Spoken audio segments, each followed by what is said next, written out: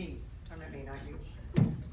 So I'm going to tell you a little bit about what Jill did with all of that adversity that Nicole so hilariously told us about Jill growing up and then her battle with cancer. And my husband told me I should be funny because Jill is so funny, Melissa. You need to be funny. And then Jill reminded me that this is not a roast, Melissa, so you've got to keep it on the. So I'm gonna do my best to sort of tell Todd, you a little who's she bit gonna about listen the to? woman that I never knew before cancer, which is weird to me. To believe that I feel like I know you so well, and yet we never knew each other pre-cancer. So I wrote mine down because I will stray and go on all night, so I'm going to stick with the paper and don't stop me. So 12 years ago, this is interesting, this very week, I was diagnosed with breast cancer here in Greensboro. And like Jill, I was blessed to have the amazing support of Dr. Magranat, who Anthony has already recognized, I think, back in the corner with his wife, Mary. And he played a big part, he was our oncologist, played a big role in our recovery, both of us, and that was kind of one of the things we knew right away we had in common. But Dr. Magranat would be the first to tell you that the medical treatment is certainly not what gets a patient through this journey. That alone would never suffice. So with that being said, I met Jill when I was training breast cancer survivors to become mentors. These women who had experienced breast cancer were going to reach out to newly diagnosed patients and give them the support that only a survivor could give to validate their feelings and make sense of, and give them some light at the end of a often very long, dark tunnel. So Jill sat in my training class that day that I had probably 15 people in there, and she had her little reading glasses down her nose like this. And she continually raised her hand and she asked questions. And she asked questions. She asked more questions. And she was taking copious notes. And I too was taking notes. I was jotting down comments about each woman. And during these trainings, I would often observe how these women interact with each other, and when they're sharing their cancer story, how do the other women, how do they respond to each other? Are they ready to be mentors? Do they have the code? Is it still too raw? Do they have the skills to be able to guide other people through this journey? So in preparation for making these remarks tonight, I went back and I looked at my notes from when Jill was my little student in my class. And next to Jill's name, I wrote war veteran, lots of family support, young children. And then I wrote down some technical stuff that probably only Dr. Magranat would understand back there that was specifics to her cancer. And finally, and most importantly, I wrote, will make an excellent mentor, exclamation point. And not just everybody got that little note from me. Some people just weren't ready. And I was not wrong about that, and I was not wrong about Jill that day. Not only has Jill been willing to become a peer mentor, but she was one of those women that just threw themselves all into breast cancer. And I see a lot of those women in this room tonight who also were mentors with our program. And they stand up and fight like Jill has every day to advocate for people, and it's awesome. So that's getting me getting off track right there. Back to my paragraph. So not only was Jill willing to become a peer mentor, but she was also, did I just say? Okay. Shortly after completing her treatment, she began volunteering at the Cancer Center. She became a fundraiser and a spokesperson for Susan Komen, and she worked with the Reach to Recovery program with the American Cancer Society. She appeared in ads for Cone Health. She volunteered with Sisters Network, where she traveled to Houston to learn more about the specific needs of the African American community. She appeared in fundraising calendars. She has shared her cancer story at schools and churches throughout the community, and has attended countless events, passed out pamphlets, hugged necks of women with bald heads, started a support group at her church for African American cancer patients, and has continued to recruit women who she believes would be good mentors and advocates, and I can tell you that she would be a very good judge of that because she's excellent. And the list goes on, and Jill continues to do all of these things. So that was then. I worked with her at the Alight Foundation for 5 years, where Jill still mans a crucial role in supporting and advocating for the patients. And during those years, I watched her change the outlook for so many. I remember one day when I was walking in from the parking lot of the cancer center. Now Jill was a little ahead of me because Jill has hung on to her handicap parking placard and has had it for way longer than anybody that has survived. We are on 10 years, Jill. And then she had the whole incident with her ankle in the car wreck, and then she got another one.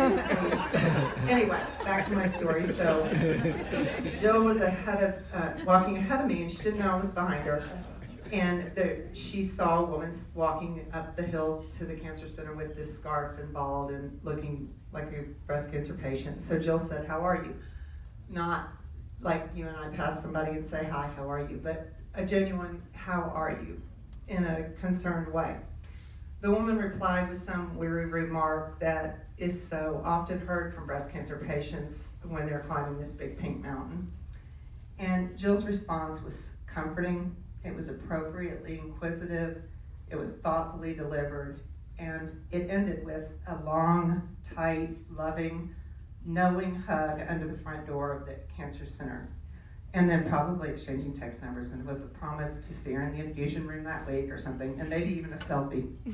Only Jill. And I watched this entire interaction quietly unfold, and I realized how very proud I was of the mentor that she had become and the coworker and friend I was so honored to have. She's helped me personally, and she's opened my eyes to a lot of, she's helped me, and she's opened my eyes to a lot of the needs of the African American community. On a quick note, and this is a little bit of a funny story, Jill and I have experienced a lot of loss through the years, a lot of friends that have passed away from breast cancer.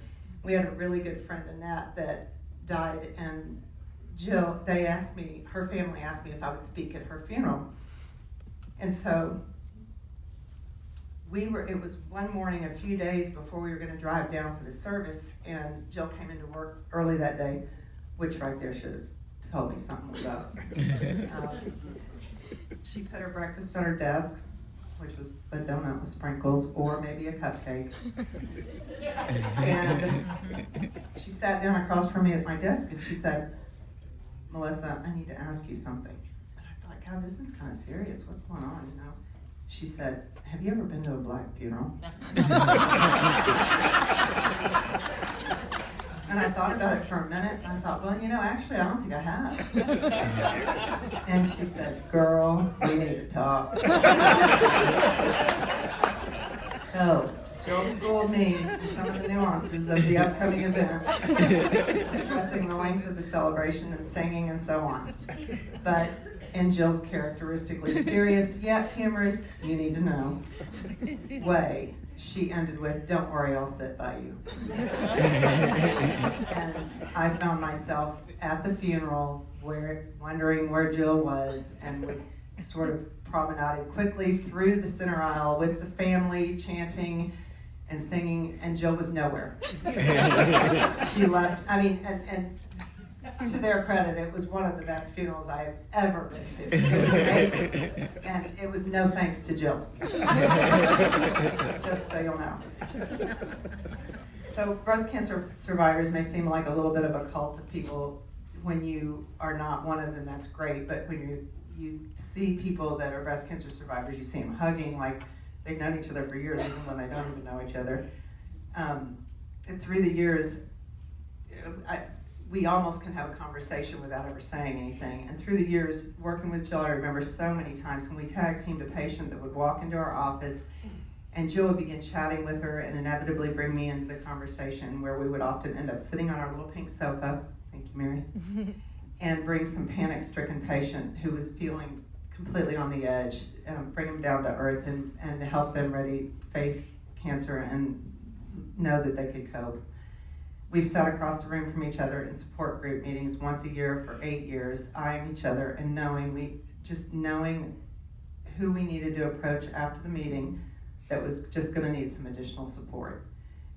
This nurturing spirit happened constantly outside the office, and it continues to happen constantly. And as y'all know, Jill, Anthony, It's about you, Anthony. It's really about you, right? Anthony is a pastor, and he ministers to people that are sick all the time.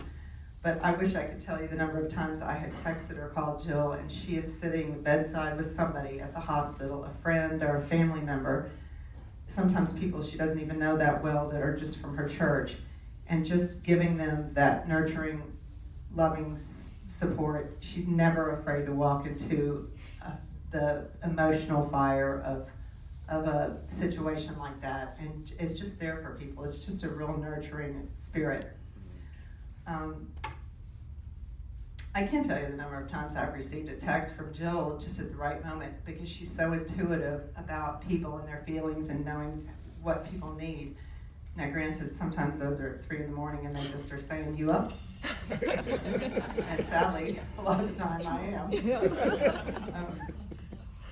Jill likes to make people feel special, and I won't go into that because your sister so eloquently talked about your crafty side, and I was going to say something about how Jill just makes special presents for everyone, thoughtful, days in advance, months, weeks.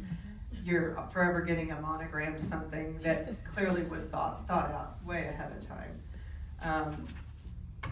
But let's see, I'm advancing because Nicole talked about some of this. Her attention to detail and craftiness is so evident in the centerpieces that I can guarantee you each rose was moved around 4 or 5 times, and Jill made it herself. But our invitations, our dinner, every little thing, she's always been like this. It's amazing. But Jill wanted me to tell you, and I think Anthony said this as well, that this night is not really just about Jill and her survivorship. She really wanted me to stress that we're here to celebrate all of you too, and this is her support circle. She's here tonight to honor the family that has demonstrated unwavering support for her through the years, her co-workers, her friends from near and far that are here tonight, and especially her breast cancer survivors, who we've already seen stand, so I'm not going to ask you to do that again, but I will ask you to raise your glass, and let's have a toast to Jill, the advocate, the wife, mother, sister, daughter, co-worker, survivor, and dear friend, who I know will always be there for you and for me, and who we are so thankful and so blessed to have in our lives these 10 years later for this one big night. Yeah. That was the champagne. Woo.